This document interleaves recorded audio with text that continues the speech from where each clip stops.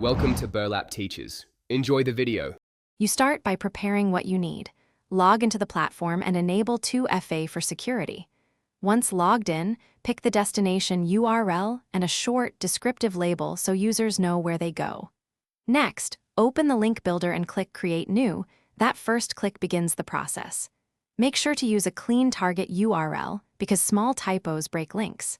If you follow these first steps, you set up a reliable foundation for the rest of the workflow. You now configure the link details so it behaves correctly.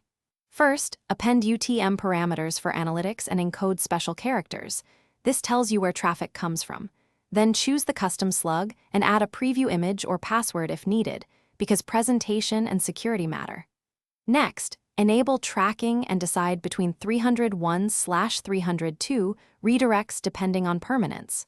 Once configured, test the link in an incognito window and a second browser to confirm redirects and analytics fire as expected before sharing it broadly. You finish by saving the link and copying the short version into a test message. Click it yourself to confirm immediate delivery to the destination. Make sure to monitor analytics over the next 24 hours to verify clicks and conversion.